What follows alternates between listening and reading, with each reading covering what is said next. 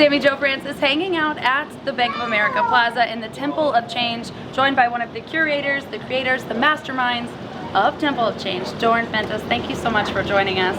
Thank you, Sammy. Explain where we're at and how it came to be. So you are in the Temple of Change. It came to be over the course of the past few months. I've been to many temples in my community, in the Burning Man community. We have temples at every event. The temple is a place for people to come and pay homage to those they have lost, say goodbye to someone, maybe reconcile with their past, or just hang out and meditate and be in a quiet space. Every temple that I have been in has always been very meaningful and very powerful. It's almost a religious experience, non-denominational religious experience. And so we wanted to create something like that.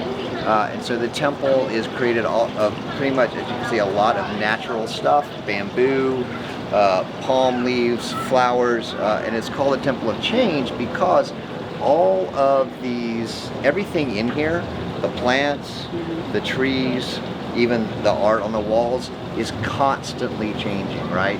In a few months, those will be taller. In 9 months, they'll be turning, colors and leaves dropping to the ground and so on. So the idea is that the temple is a continually evolving thing.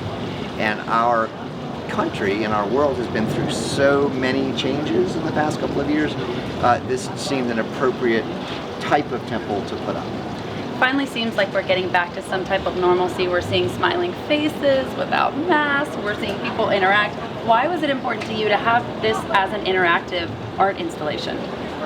It was important for the temple to be an interactive art installation because temples are that. When people come to a temple, they're not just being entertained, they're giving something as well. They're giving something back to that structure, to that place. And so it was important for me to give the people of Charlotte a place to come and express themselves and to be in meditation and quiet for a little bit.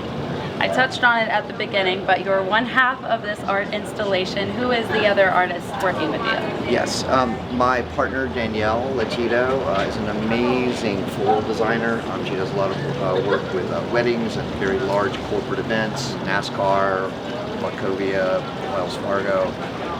And she has an incredible flair for color, an eye for design. She was the one who came up with the color scheme of the blue and the green. She was the one who came up with the idea for all of these circles and the little chandeliers here. And she just worked really hard to conceptualize it. It was, I had the idea for the thing and I had drawn out some sketches, but Danielle was the one who came in and said, well, in order to make that happen, let's do this. And she's been amazing. A meeting of two great minds. How long have you been working in the art industry? I've been an artist for about 5 years now, 5 to 7 years. I never really thought I could draw or paint for the longest time until my father passed away. And when he passed away, I began to draw again. My father was a well-known artist in Charlotte, and when he passed away, I suddenly realized, oh wait, I can do what he did. Wow! Wow! Without that's training. Yeah, and he was also without training, correct? Correct. Yeah. Right. So it's such an amazing story that I spoke with you a little bit. Yes, that's right. Now he was self-taught, kind of passed on that love to you. Right. What does it mean to you to see Charlotte's art scene just blossom the way it has?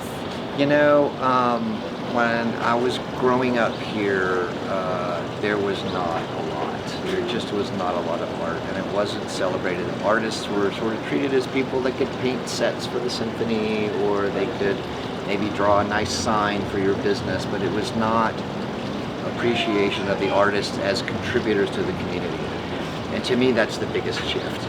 It's a big explosive scene, but the mind shift between like artists as just kind of expendable and artists as necessary is what has shifted.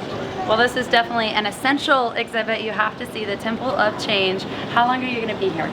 The Temple of Change will be up until the end of Sunday, April 17th. and then it travels. It travels To where?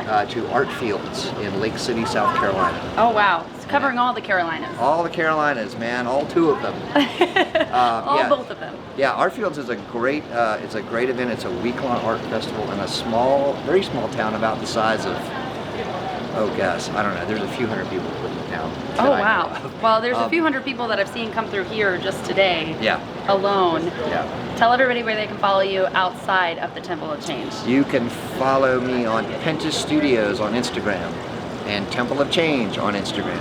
Perfect. Thank you so much. I really appreciate it. This is an amazing exhibit, and we look forward to seeing you in future Shout events. I hope so. Yeah. Thanks, Sammy. Thanks, guys. Back to you.